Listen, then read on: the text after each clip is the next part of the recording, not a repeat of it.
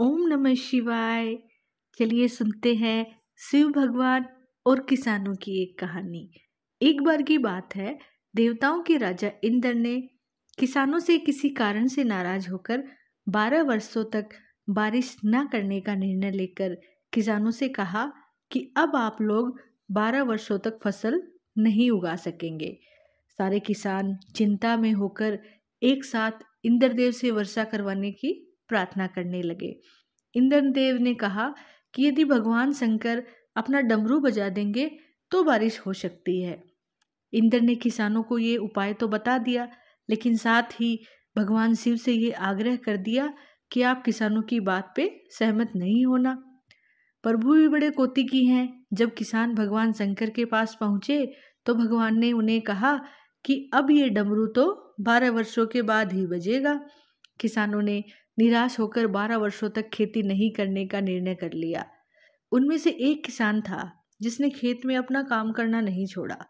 वो नियमित रूप से खेत जोतना, निंदाई, गुड़ाई, बीज बोने का काम करता था। ये सारा माजरा देखकर गांव के किसान उसका मजाक उड़ाते थे।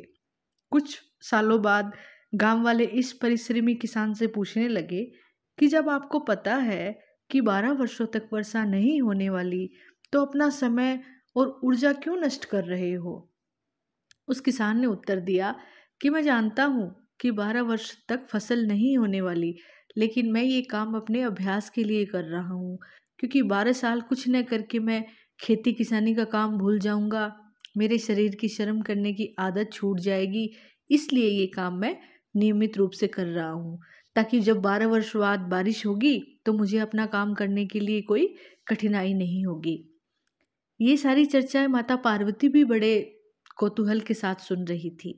किसान के स्वभाव से प्रभावित होकर माता पार्वती ने भगवान शिव से किसान की सहायता के उद्देश्य से सहज विनोद भाव में बोली कि प्रभु, इस किसान की तरह अगर आप भी 12 वर्षों के बाद डमरू बजाना भूल गए तो कहीं ऐसा तो नहीं कि आप डमरू बजाना भूल गए हो? माता पार्वती की बात सुनकर भोले बाबा माता पार्वती के मन को समझकर अपना डमरू बज रहा है या नहीं, ऐसा दिखाते हुए डमरू को उठाया और बजाने का प्रयास करने लगे। जैसे ही डमरू बजा, बारिश शुरू हो गई। जो किसान अपने खेत में नियमित रूप से कार्य कर रहा था, उसके खेत में भरपूर फसल हुई। बाकी के किसान पश्चाताप के अलावा कुछ नहीं कर सके। इसलिए हमें जीवन में मेहनत करते रहना चाहिए। धन्यवाद। हमारी कहानी समाप्त होती है।